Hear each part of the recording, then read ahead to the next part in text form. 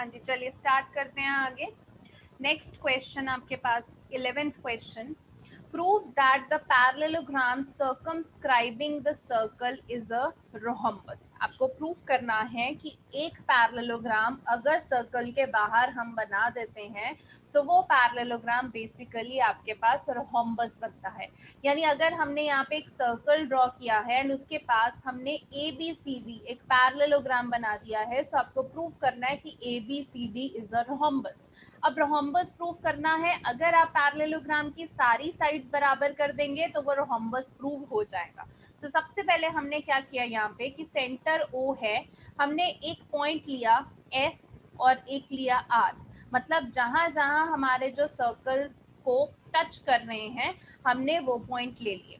तो एस और आर को हमने ज्वाइन कर दिया। अब हमारे पास दो ट्राइंगल्स बन गई हैं, एक हमारे पास इधर ओ आर सी ट्राइंगल है और एक हमने ले ली इधर ओ एस ए ट्राइंगल। हमने ये दो ट्राइंगल्स लिए, ठीक है, ओ आर सी और एक ओ एस ए, ये ट्राइंगल लिए। अब सबसे पहले देखिए ओ आर सी और ओ एस सी, ये दोनों एंगल 90 डिग्री होंगे। एक तो यहाँ पे ये ओ आर रेडियस है, टेंजेंट पे फॉल कर रहा है 90 डिग्री, और इधर ये जो रेडियस टेंजेंट पे फॉल कर रहा है 90 डिग्री, ओ एस फॉल कर रहा है ना ए डी पे तो 90, इधर ओ आर फॉल कर रहा है डी सी पे तो 90। दूसरा आप देख सकते हो कि O जो है बेसिकली ये एक तरीके का मिड पॉइंट की तरह एक्ट कर रहा है, बिकॉज आपका ए बी सी डी एक पैरेललोग्राम है, पैरेललोग्राम का ए सी डायगोनल हो गया, उस डायगोनल का O क्या हो गया, मिड पॉइंट, यानी कि ओ सी और ओ ए आपस में बराबर होंगे because diagonals of a parallelogram bisect each other, so O is the mid point of A C. तीसरा आप देखिए जो ओ आर है एंड जो ओ एस है, ये दोनों क्या है आपके पास, रेडियस ही तो है, तो दोनों रेडियस आपके पास इक्वल होंगे। तो हमारी जो दोनों ट्राइंगल्स हैं वो कॉन्ग्रुएंट हो गई किससे, आर एच एस से। आर एच एस कैसे हुआ देखिए, सिर्फ ओ आर सी ट्राइंगल को देखिए, आपके पास एक 90 डिग्री है, 90 डिग्री के सामने ओ सी यूज किया है जो कि हाइपोटेन्यूज है, और हमने एक साइड भी यूज कर ली ओ आर जो कि रेडियस हो गया। तो आपके पास आर एच एस से दोनों ट्राइंगल कॉन्ग्रुएंट हो गई। अब जब भी कॉन्ग्रुएंट करते हैं तो आपके पास कुछ ना कुछ रीजन सीपीसीटी से आ जाता है। तो कॉन्ग्रुएंट करने के बाद हमने किया कि इस ओ आर सी की जो आर सी साइड है और इस ओ एस का जो ए एस साइड है ये आपके पास इक्वल आ गया, ठीक है, ये हमारी फर्स्ट इक्वेशन। अब दूसरा देखिए, डी आपके पास एक एक्सटर्नल पॉइंट है, एक्सटर्नल पॉइंट से अगर मैंने एक टेंजेंट डी आर बनाई है और दूसरी टेंजेंट मैंने डी एस बनाई है, तो D R is equal to D S हो जाएगा, tangent from external point are equal, ये सेकेंड इक्वेशन हो गई। अब आप इन दोनों इक्वेशंस को ऐड कर दीजिए, जब ऐड करेंगे देखिए आर सी में डी आर ऐड होगा तो वो लेफ्ट साइड पे, ए एस में डी एस ऐड होगा तो वो राइट साइड पे। अब आप फिगर में देखिए, जब आप आर सी में डी आर ऐड करते हैं तो पूरा क्या बन रहा है, डी सी बन रहा है, तो यहाँ पे हमने डी सी लिखा। फिगर में देखिए जब आप ए एस में डी एस ऐड करते हैं, यहाँ पे देखिए ए एस में डी एस ऐड करते हैं तो ए डी पूरा बन रहा है, तो हमने यहाँ पे क्या लिख दिया, ए डी। अब आप ध्यान से देखो, आपको ए बी सी डी एक पैरेललोग्राम दे रखा था जिसमें ए बी और सी डी ये तो पहले से ही बराबर है क्योंकि ऑपोजिट साइड्स ऑफ पैरेललोग्राम है, AD और BC ये भी पहले से ही बराबर है क्योंकि ऑपोजिट साइड्स ऑफ पैरेललोग्राम है, और अभी हमने साथ साथ वाली साइड्स भी बराबर कर दी, BC is equal to AD भी कर दिया, ये देख सकते हो फिगर में, BC और AD ये एडजेसेंट साइड्स हैं। तो अगर आपके पास ऑपोजिट साइड्स पहले से बराबर हैं और एडजेसेंट साइड्स भी हमने बराबर कर दी, यानी कि सारी साइड्स आपस में बराबर हो गई, तो हम लिख सकते हैं कि एडजेसेंट साइड्स बराबर कर दी हमने, ऑपोजिट साइड्स पहले से बराबर हैं, because ABCD is a parallelogram, therefore ABCD हमारे पास क्या बन गया है, रोहम्बस बन गया है। आप चाहो तो नेक्स्ट लाइन में यहाँ पे एक बार लिख देना that AB is equal to BC is equal to CD is equal to DA, यानी चारों साइड्स बराबर आ गई, therefore ABCD is a rhombus. ये लिख दोगे तो ज्यादा बेटर रहेगा, ठीक है। इस स्टेप के बाद जो ABCD का पैरेललोग्राम है इसके बाद नेक्स्ट लाइन में लिख देना, देन लास्ट में आप ये लिखना, okay, please note it down.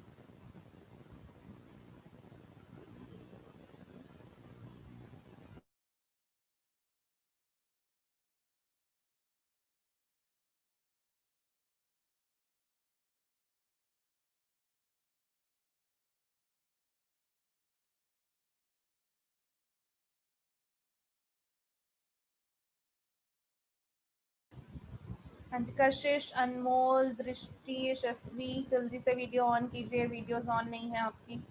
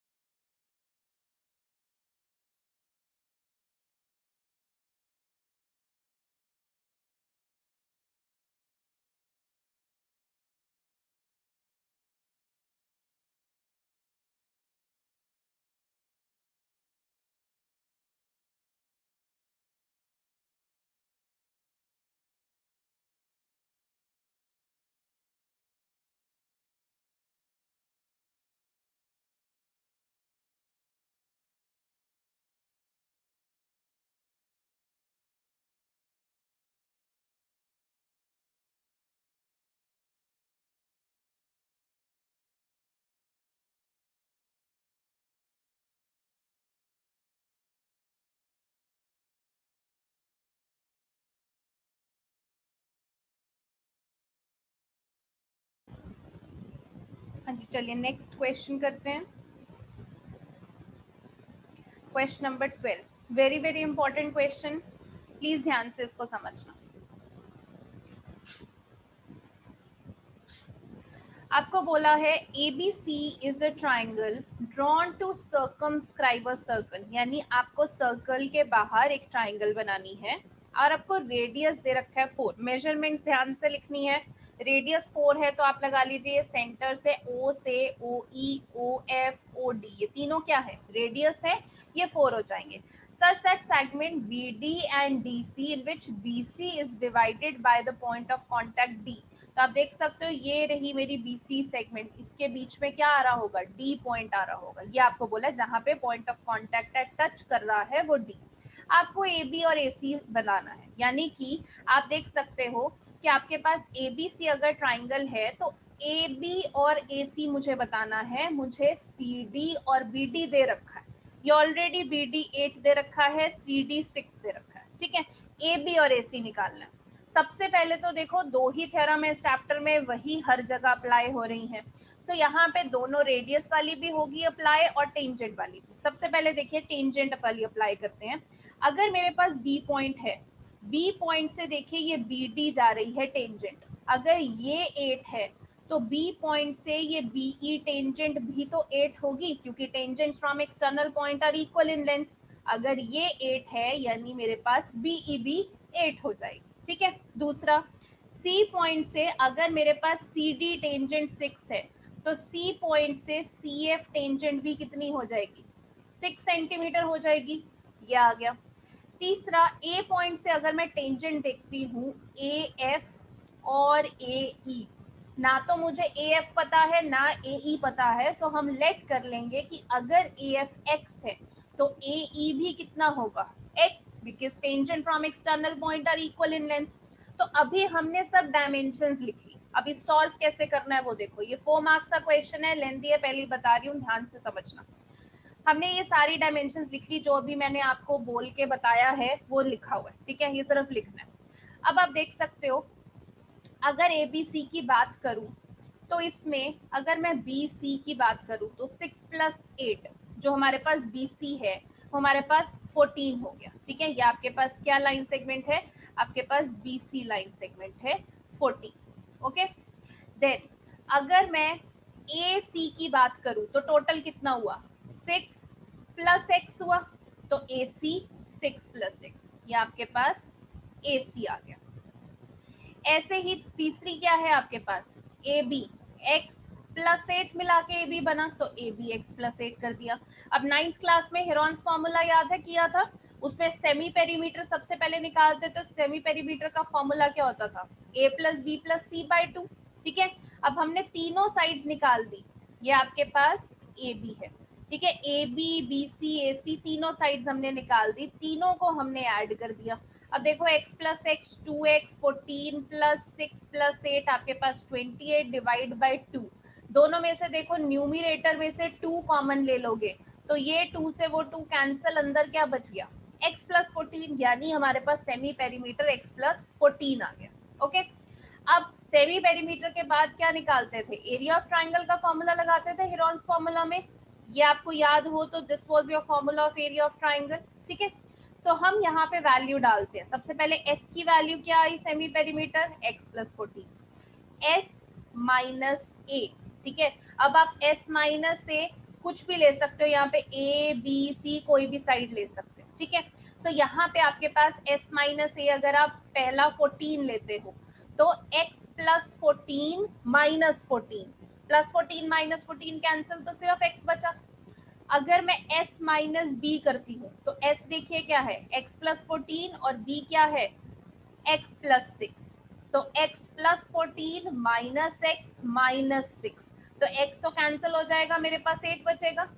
तीसरा है s - c, यानी x + 14 - x - 8, यानी कि x x कैंसिल, सिर्फ 6 बचा। ठीक है, अब मैंने 8 × 6 × x कितना हो गया, 48x, अंदर x + 14 साथ में था तो वो भी साथ में लिखा। तो ये हमारी फर्स्ट इक्वेशन बन गई। पहले हमने एरिया ऑफ ट्राइंगल से हमने निकाल दिया कि क्या आंसर आ रहा है। अब फिर से हम एरिया ऑफ ट्राइंगल लगाएंगे क्योंकि 2 इक्वेशंस आएंगी तभी हम उनको सॉल्व कर पाएंगे। दूसरा एरिया ऑफ ट्राइंगल कैसे बनेगा, अब आप फिगर में दोबारा से आइए। मैंने ये सेंटर ओ पॉइंट बनाया। अब ये ध्यान से देखो, जो ये बड़ी सी आपको एबीसी ट्राइंगल दिख रही है, ये बेसिकली 3 ट्राइंगल्स में डिवाइडेड है। एक तो ट्राइंगल देखिए ये वाली बन गई बीओसी, एक ट्राइंगल इधर बन गई एओसी, और एक ट्राइंगल क्या बनी है, एओबी। सो एक ये triangle AOC, AOB, BOC, 3 triangles हैं जिससे ये बड़ी वाली ट्राइंगल बनी है। तो हमने लिखा कि एबीसी ट्राइंगल कैसे बनी, ओबीसी, ओसीए, ओएबी तीनों को प्लस करके हमारे पास एबीसी ट्राइंगल बनी। अब तीनों पे देखिए, आपको जनरली पता है एरिया ऑफ ट्राइंगल का जो फॉर्मूला होता है वो half into base into height होता है। ठीक है, अब तीनों पे half into base into height कैसे लगाना है वो भी देखो। अगर मैं ये ओ सी बी ट्राइंगल ले रही हूँ तो इसका बेस क्या हुआ, ये बी सी जो कि है 6 + 8 14, और यहाँ पे हाइट क्या हुई, ओ डी, ये आपके पास हाइट हुई ना क्योंकि रेडियस टेंजेंट पे परपेंडिकुलर है। ओ डी रेडियस आपको दे रखा है तो हाफ बेस इंटू हाइट। ऐसे एओबी ट्राइंगल लूंगी तो आपके पास बेस क्या होगा, ए बी जो कि है x + 6, और हाइट आपके पास क्या होगी, ओ ई, यहाँ पे परपेंडिकुलर बन रहा है। ऐसे ही एओसी अगर हम ट्राइंगल लेते हैं तो उसका बेस क्या होगा, ए सी जो कि 6 + x है, और हाइट यहाँ पे क्या होगी, ए एफ, क्योंकि यहीं पे रेडियस टेंजेंट पे परपेंडिकुलर बनाता है। तो हमने इसी तरीके से देखिए half base into height, half base into height, half base into height. ठीक है, अब सभी जगह आप देखिए 4 4 4 लिखा हुआ है क्योंकि आप देखो तीनों ट्राइंगल जो है उनका जो हाइट है, ये ओ डी, ओ ई, ओ एफ, तीनों की हाइट क्या है 4, क्योंकि तीनों का रेडियस क्या है 4, इसीलिए तीनों में यहाँ पे 4 4 लिखा है। इंटू ए इंटू बी इंटू सी, तो आप ए बी सी की वैल्यू डाल सकते हो। देखो ए की वैल्यू 14 है, बी की वैल्यू x + 6 है, सी की वैल्यू x + 8 है। तो हमने तीनों की यहाँ पे वैल्यू डाल देनी है। अब हमने पहले वैल्यू नहीं डाली, बाद में डाली। कैसे, देखिए यहाँ 2 से ये 4 कैंसिल हो जाएगा तो ऊपर 2 बचेगा, सो 2 इंटू ए लिख दिया। ये 2 से ये 4 कैंसिल हो जाएगा तो ऊपर 2 बचेगा, 2 इंटू बी लिख दिया। इस 2 से 4 कैंसिल हो जाएगा, ऊपर 2 बचेगा, सो 2 इंटू सी लिख दिया। तीनों में से देखिए 2 कॉमन ले लेंगे तो ए प्लस बी प्लस सी आ जाएगा। सो 2 इंटू ए प्लस बी प्लस सी, आप तीनों साइड्स को प्लस करके देखो। ए आपके पास 14 है, बी आपके पास x प्लस 6 है, सी आपके पास x प्लस 8 है। तीनों को प्लस करेंगे तो ट्वाइस x प्लस 14 बन रहा है। तो ये हमारे पास सेकेंड इक्वेशन, यानी कि फर्स्ट और सेकेंड इक्वेशन दोनों में हमने क्या निकाला है, एरिया ऑफ ट्राइंगल ही तो निकाला है। दोनों में एरिया ऑफ ट्राइंगल निकाला है तो दोनों को आप इक्वेट कर दो। सो हम फर्स्ट इक्वेशन के एरिया ऑफ ट्राइंगल को सेकेंड इक्वेशन के एरिया ऑफ ट्राइंगल से इक्वेट कर दिया। अब बात आती है यहाँ से x निकालना है, कैसे निकालेंगे देखो। अब यहाँ पे देखो लेफ्ट हैंड साइड में रूट आ रहा है और राइट हैंड साइड में नहीं है। सो रूट को हटाना होता है तो स्क्वेयरिंग बोथ साइड करनी होती है। तो हमने स्क्वेयरिंग करके हमारा अगला स्टेप बना। देखिए लेफ्ट में अब इसके ऊपर 48x इंटू एक्स प्लस 14 के ऊपर रूट नहीं है क्योंकि स्क्वेयरिंग से रूट कैंसिल हो जाएगा। बट अगर मैं ये राइट साइड बात करूँ तो ये 4 जो है 4 के ऊपर भी स्क्वायर हो जाएगा, x प्लस 14 है, x प्लस 14 के ऊपर भी स्क्वायर हो जाएगा क्योंकि स्क्वायरिंग बोथ साइड करते हैं। ठीक है, अब आप यहाँ पे स्क्वायर कर दिया तो देखिए 48x इंटू एक्स प्लस 14 वो एज इट इज आ गया। आपके पास 4 का स्क्वायर 16 इंटू एक्स प्लस 14 का स्क्वायर एज इट इज। अब देखिए ये 16 इधर 48 से कैंसिल होके इधर कितना बन जाएगा 3, 16 3 सा 48, तो यहाँ पे क्या आ गया 3x इंटू एक्स प्लस 14 और राइट साइड पे क्या बच गया x प्लस 14 का होल स्क्वायर। एक x प्लस 14 से एक x प्लस 14 कैंसिल हो गया तो लेफ्ट पे क्या बचा 3x और राइट पे एक x प्लस 14। अब ये x लेफ्ट में माइनस होगा तो 3x minus x 2x, right side पे 14, ये 2 14 से डिवाइड हो जाएगा तो x की वैल्यू 7 आ गई। अब x 7 आ गया, सब कुछ सॉल्व हो गया। आपको देखो क्या निकालना था फिगर में, AC निकालना है तो x प्लस 6 करके AC आएगा। x अगर 7 है प्लस 6 AC आ जाएगा। इधर AB निकालना है तो x प्लस 8 करके AB निकलना था तो x 7 है प्लस 8 कर दो, इसीलिए हमने यहाँ पे AB निकालना है तो x प्लस 6 7 प्लस 8 यानी कि 50। AC निकालना है तो x प्लस 6 यानी 7 प्लस 6 30। तो इस तरीके से आपने दोनों साइड निकाल दी।